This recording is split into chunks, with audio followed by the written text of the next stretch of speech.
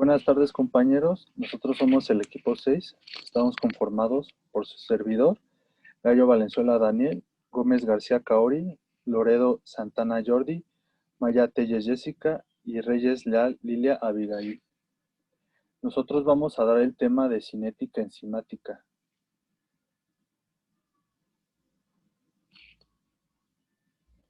Estos son los puntos que vamos a tocar: definición de sitio activo y sustrato, formación del complejo enzima-sustrato, modelo enzimático de Kostland, factores que modifican la actividad enzimática, pH y temperatura, inhibición enzimática, competitivo, no competitivo, acompetitivo y aloestérico. Vamos a empezar tocando el primer punto. Vamos a definir lo que es sustrato. Un sustrato es una molécula sobre la cual va a actuar una enzima. Las enzimas se van a unir al sustrato por interacciones débiles en un lugar específico llamado sitio activo o centro catalítico. Este centro activo va a ser una pequeña porción de la enzima constituida por una serie de aminoácidos que interactúan con el sustrato. Estos aminoácidos que constituyen el sitio activo de las enzimas desempeñan funciones estructurales de fijación, facilitando la unión enzima-sustrato, catalíticos, haciendo posible la transformación del sustrato a producto.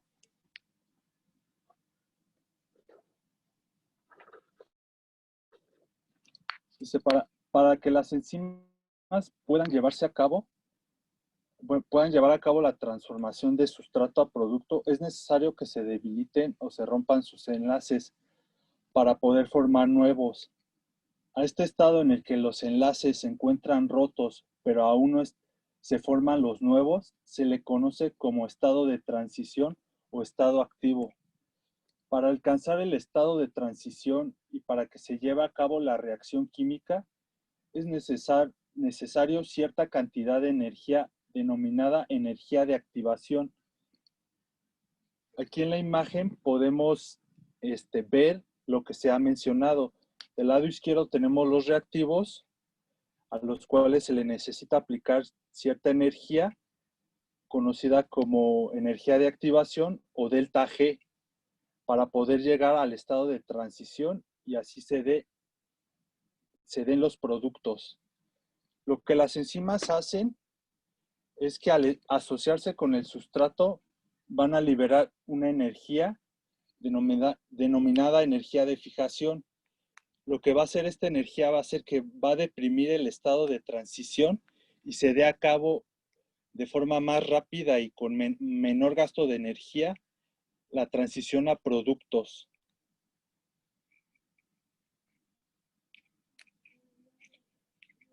Aquí en esta diapositiva podemos observar de manera más ilustrativa cómo se lleva a cabo cuando hay una reacción que no tiene una enzima. Se puede observar que se lleva a mayor tiempo y mayor costo de energía. Y en la imagen donde ya se tiene integrada la enzima, se realiza una reacción de catalización, pues podemos ver cómo baja esta barrera de transición y el gasto energético es mucho menor, así como el tiempo en el cual se va a llevar a cabo.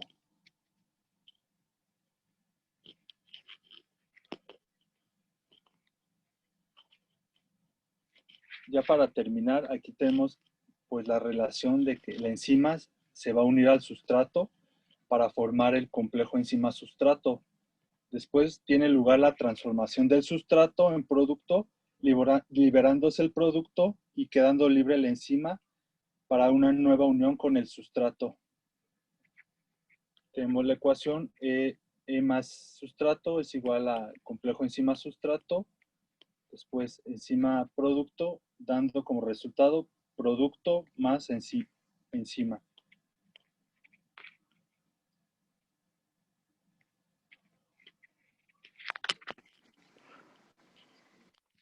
Bueno, y yo les voy a hablar sobre los modelos enzimáticos. Bueno, aquí también otra vez tenemos la misma fórmula que mi compañero acaba de decir. Siguiente, por favor. Bueno, yo les voy a hablar sobre el modelo enzimático de llave y la cerradura, que fue descrito por Hermann Emil Fischer en 1894, en donde nos dice que el sustrato y la enzima se acoplan de la misma manera que una llave se ajusta a su cerradura, es decir, son complementarios. Aquí podemos ver en el lado derecho un ejemplo donde está una enzima llamada glucosa 6-fosfatasa y se le va a unir una molécula de glucosa y una de ATP, dando como resultado una molécula de glucosa 6-fosfato y una de ADP. Bueno, este modelo fue aceptado durante mucho tiempo. Hoy se considera insuficiente al no explicar algunos fenómenos de la inhibición enzimática.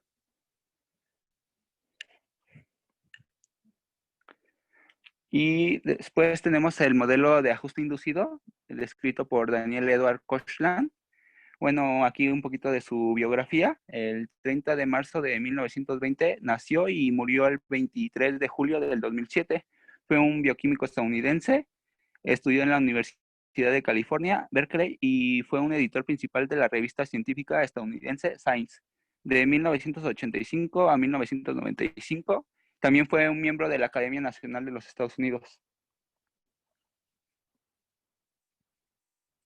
Bueno, Koshland propuso una modificación al modelo de la llave y la cerradura, pero él lo sugería más que nada como, bueno, tenía como un ejemplo la mano y un guante, en donde la mano iba a ser el guante y el sustrato iba a ser la enzima. La enzima se iba, bueno, en este caso el guante, se va sí, a formar o ajustar a la forma de la mano. Bueno, aquí tenemos un ejemplo en una imagen, en donde nos describe los pasos que llevan a cabo. Primero, el sustrato va a localizar el sitio activo de la enzima. Después estos dos se van a unir y van a cambiar su forma para acoplarse uno con el otro.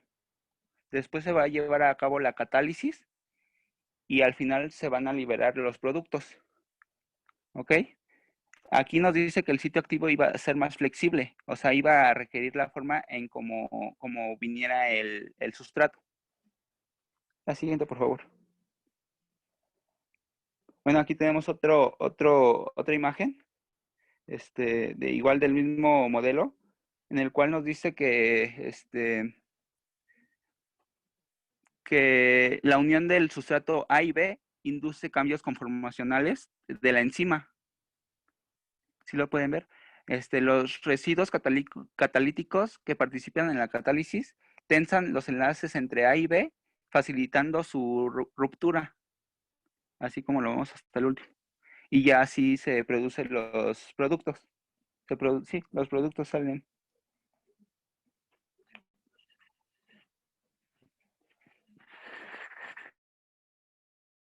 Ahora pasaremos a hablar de los factores que modifican la actividad enzimática. Aquí les hablaré de temperatura y pH. Temperatura. En cualquier reacción química, la velocidad es función de la frecuencia de colisión entre los sustratos, la cual se incrementa por la temperatura. En este caso, en una reacción enzimática, la eficacia de la interacción entre la enzima y el sustrato, o bien los sustratos, aumenta en función de la frecuencia de movimiento de las moléculas, la cual va a ser dependiente de la temperatura. Consecuentemente, los incrementos en temperatura van a dar lugar a un aumento de la velocidad de la reacción enzimática. Sin embargo, dada la naturaleza proteica de las enzimas, el incremento de la temperatura puede alcanzar valores en los que se lleguen a distorsionar las interacciones no covalentes que mantienen la estructura tridimensional de la enzima. En estas condiciones, la molécula de la enzima se llega a desnaturalizar con la consecuente pérdida de su actividad catalítica. Para que quede un tanto más claro, en la imagen que les puse en la diapositiva, podemos observar el efecto de la temperatura sobre la velocidad de una reacción enzimática. Dentro de un determinado margen, al aumentar la temperatura, aumenta la energía cinética de las partículas, es decir, las moléculas de enzima y de sustrato. Con ello, se aumenta el choque efectivo entre dichas partículas y, consecuentemente, la velocidad de reacción. Esto ocurre hasta llegar al máximo de actividad que corresponde a la temperatura óptima. mientras que a temperaturas más altas, la enzima se va a desnaturalizar y consecuentemente disminuirá drásticamente y de forma irreversible su efectividad catalítica. Entonces tenemos que la temperatura a la que la enzima alcanza su mayor eficacia catalítica se denomina temperatura óptima, que es característica y específica para cada enzima. Y ya para finalizar con este factor, tenemos que la fase en que aumentos de la temperatura dan lugar a incrementos de la velocidad puede ser cuantificada por el término denominado coeficiente de temperatura o Q10, que viene dado por el cambio de la velocidad de la reacción catalizada por la enzima al variar la temperatura en 10 centígrados en la zona en que dicho cambio se realiza de forma estable. Pasando a pH, la mayor parte de los cambios moleculares que tienen lugar en la acción catalítica de las enzimas implica modificaciones en la concentración de iones de hidrógeno. Aquí, la situación en que se encuentran los residuos de aminoácidos que forman los grupos catalíticos del sitio activo de las enzimas depende del pH del medio. Por ello, variaciones del pH del medio en que se lleva a cabo la acción enzimática dan lugar a cambios en su efectividad catalítica, y existe un valor en que dicha efectividad llega a ser óptima. En la imagen que les he puesto en la diapositiva, se representan los cambios de la velocidad de las reacciones catalizadas por dos enzimas distintas en función del pH del medio, de forma que el valor de pH que da lugar a la mayor velocidad corresponde al denominado pH óptimo, el cual varía de unas enzimas a otras. Al respecto, también hay que tener en cuenta que hay enzimas cuyo mecanismo catalítico implica una reacción ácido-básica con el sustrato, de forma que los grupos catalíticos deben encontrarse en determinado estado de protonización para que la reacción tenga lugar. A veces, la propia unión del sustrato a la enzima implica la formación de puentes salinos con la enzima. Ello se lleva a cabo en la mayoría de los casos mediante grupos amino y carboxilo ionizados de las cadenas laterales de los aminoácidos de la enzima, o en algunos casos también del sustrato, de forma que la ganancia o la pérdida de la carga correspondiente, dependiente a su vez del pH del medio en que se lleva a cabo la reacción, hace que la acción catalítica sea más lenta o incluso llegue a desaparecer. Situaciones extremas de pH pueden dar lugar a modificaciones irreversibles de la estructura terciaria o cuaternaria de la enzima y consecuentemente conllevan su desnaturalización irreversible. Por tanto, el margen de reversibilidad de la efectividad catalítica de la enzima se circunscribe a cambios moderados del pH del medio. Regresando a la imagen, podemos ver el efecto del pH en la velocidad de dos reacciones catalizadas por dos enzimas distintas, la pepsina y la quimiotripsina. La interacción de la enzima con su sustrato depende de la carga de ambas moléculas, la cual es dependiente del pH del medio. Como se puede observar, el pH óptimo de máxima efectividad varía de unas enzimas a otras.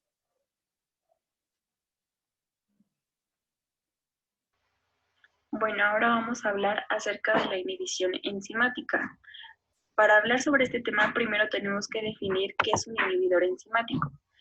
Este va a ser algún compuesto o sustancia química que va a impedir que algunas de nuestras enzimas sean catabolizadas de forma habitual o normal mediante interacciones con el sitio activo u otros sitios específicos que veremos más adelante.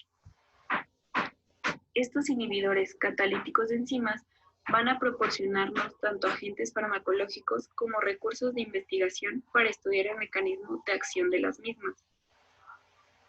Es importante recordar que la fuerza de interacción entre un inhibidor y una enzima va a estar dependiendo de las fuerzas importantes en la estructura de proteína y la unión del ligando, como lo son los enlaces de hidrógeno, las interacciones electrostáticas, interacciones hidrofóbicas y fuerzas de Van der Waals.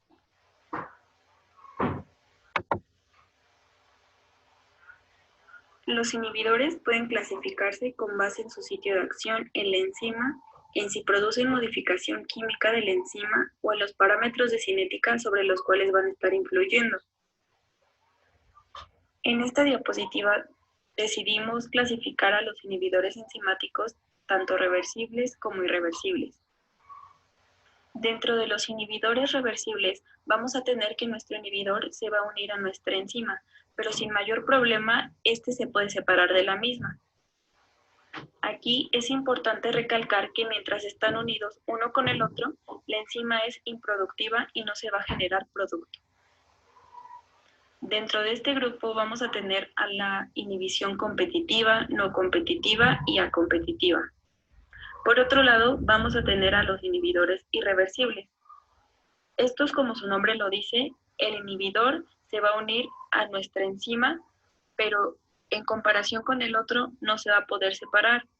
Es decir, que va a generar una enzima inactivada y químicamente la va a modificar, por lo que ya no va a ser funcional y se debe degradar.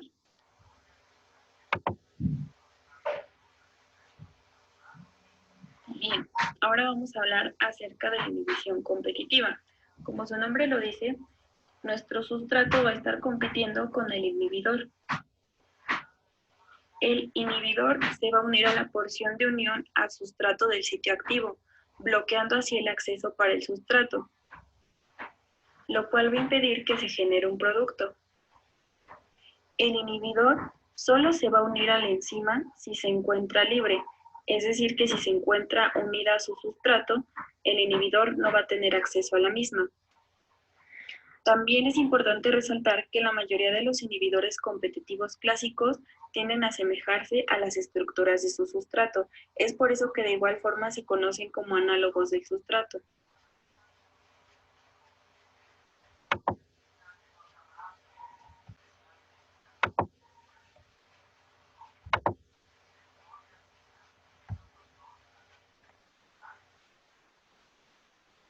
En este video o diagrama esquematizado de la inhibición competitiva, vamos a tener en color azul a nuestra enzima, en color amarillo a nuestro sustrato y en color morado a nuestro inhibidor. Y bueno, vamos a tener que, como ya les había comentado, nuestro inhibidor se va a estar uniendo a nuestro sitio activo, impidiendo que nuestro sustrato se une el mismo para poder generar producto. Aquí podemos ver que nuestro sustrato se une al sitio activo y genera producto. Pero si llega antes el inhibidor a nuestra enzima y se une con el mismo, pues no va a estar siendo un ciclo productivo, es decir, no se va a estar generando producto. Entonces, si nosotros quisiéramos que nuestra enzima tuviera preferencia por nuestro sustrato para que el inhibidor no se pueda unir al mismo, ¿qué tendríamos que hacer? Pues tendríamos que aumentar la cantidad de sustrato para bajar la probabilidad de que nuestro inhibidor se una al mismo. Y bueno, un ejemplo de este tipo de inhibición sería la inhibición de la enzima succinato deshidrogenasa por el malonato. Que en esta lo que va a ocurrir es que la succinato deshidrogenasa va a catalizar la eliminación de un átomo de hidrógeno de cada uno de los dos carbonos metileno de succinato, que sería la eliminación del hidrógeno que podemos ver en el puntero y este otro que de igual forma estoy señalando.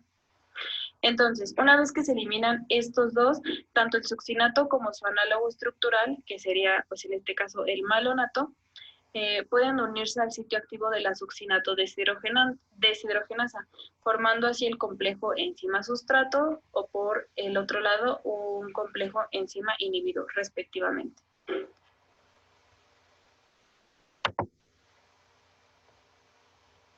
Bueno, ahora vamos a hablar acerca de la inhibición no competitiva. En esta vamos a tener que, como su nombre lo dice, nuestro inhibidor no va a estar compitiendo por el sitio activo de nuestra enzima con el sustrato, sino que este se va a unir en un sitio diferente de nuestra enzima. Por lo general, no van a mostrar ninguna semejanza estructural con el sustrato, como era en el caso pasado del otro tipo de inhibición. El inhibidor se puede unir a la enzima libre, pero de igual forma al complejo enzima-sustrato. O sea, también se puede unir cuando la enzima está solita o cuando se encuentra ya unida a su sustrato. Una característica importante de este tipo de inhibición va a ser que la Vmax o la velocidad máxima se va a encontrar disminuida.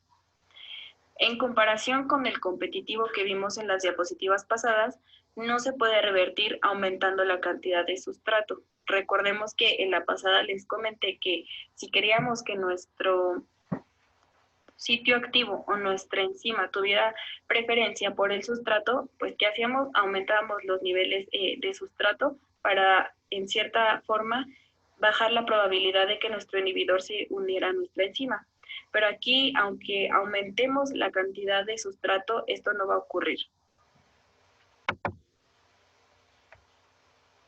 Y bueno, aquí es una ejemplificación para tratar de entender mejor qué ocurre en la inhibición no competitiva. Aquí vamos a tener pues nuestra reacción normal, por así llamarla. Vamos a tener que nuestra enzima se va a estar uniendo a nuestro sustrato, formando así el complejo enzima-sustrato, y de igual forma va a estar generando a nuestro complejo enzima-producto, en donde se va a liberar a nuestra enzima y de igual forma se libera a nuestro producto. Entonces, ¿qué es lo que ocurre en la inhibición no competitiva? Vamos a tener que nuestro inhibidor se va a poder unir a nuestra enzima, formando así el complejo enzima-inhibidor. Y por otro lado, también vamos a tener que nuestro inhibidor de igual forma se puede unir al complejo enzima-sustrato, formando así el complejo enzima-inhibidor-sustrato. Este tipo de uniones van a ser interconvertibles. ¿Esto qué quiere decir? Que una vez unido el complejo enzima-sustrato-inhibidor, este puede liberar al sustrato, como aquí indican las flechas, formando así el complejo enzima-inhibidor. Pero aquí vamos a tener que este ciclo no va a ser productivo, es decir, no va a estar generando producto, por lo cual vamos a tener que nuestra velocidad máxima va a estar baja, que es una característica principal pues, de este tipo de inhibición. 3. Seguimos con la inhibición a competitivo. Es un tipo de inhibición no competitiva, en el cual el inhibidor se une solo al complejo enzima-sustrato, lo que hace que el inhibidor y el sustrato no compitan. Por lo tanto, incrementa la unión del sustrato y la enzima, disminuyendo a Km y a Bmax de manera proporcional. La enzima, cuando está en el complejo enzima-sustrato más inhibidor, crea lo que es el complejo enzima-sustrato inhibidor. Aquí es donde no va a ser productiva y esto va a hacer que baje Km y Bmax. La siguiente, de favor. En esta representación podemos ver que el inhibidor se une en un sitio diferente que al sustrato, pero cuando el inhibidor se une a la enzima, va a generar un cambio en el sitio activo, lo que no permite que el sustrato se convierta en un producto. Y cuando el sustrato no está unido en la enzima, el inhibidor no va a poder entrar. Siguiente. Ahora bien, lo que son los inhibidores irreversibles van a ser aquellos que producen cambios permanentes en la molécula de enzima con un deterioro definitivo en la capacidad catalítica. Estas modificaciones por lo general comprenden hacer o romper enlaces covalentes con residuos aminoácidos esencial para la unión de un sustrato. El siguiente, de favor.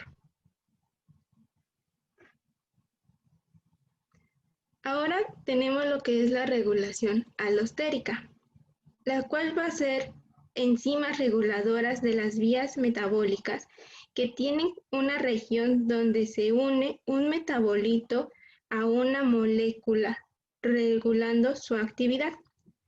La regulación de estas enzimas se lleva a cabo por medio de moduladores alostéricos que pueden ser positivos, que van a activar, o bien negativos, que van a inhibir.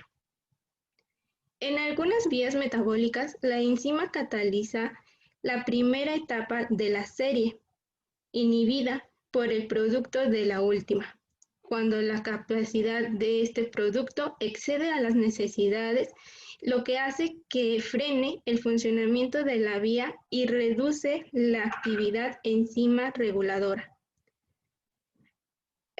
Algo importante que tenemos que rescatar de esto es que se van a obtener una curva sigmoidea, en la cual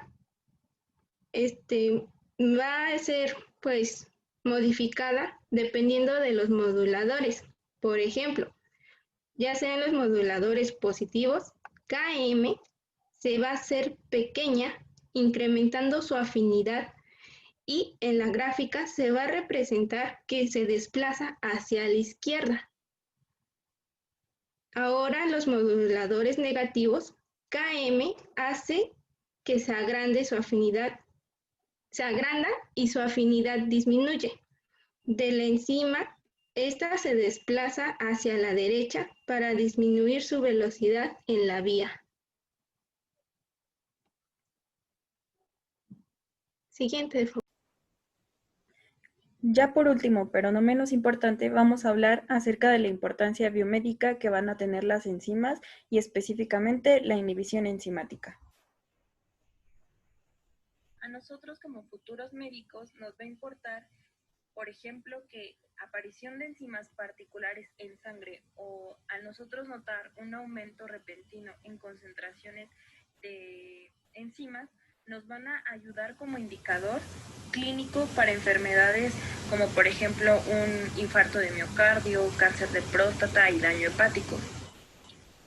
De igual forma, la participación de estas enzimas en casi todos los procesos fisiológicos de nuestro organismo va a ser de ella los mejores blancos para fármacos que van a estar curando enfermedades humanas o que van a disminuir estas enfermedades. De igual forma, la cinética enzimática va a tener un papel principal y fundamental en el descubrimiento de fármacos, en la farmacodinámica y en la aclaración del modo de acción de diversos fármacos.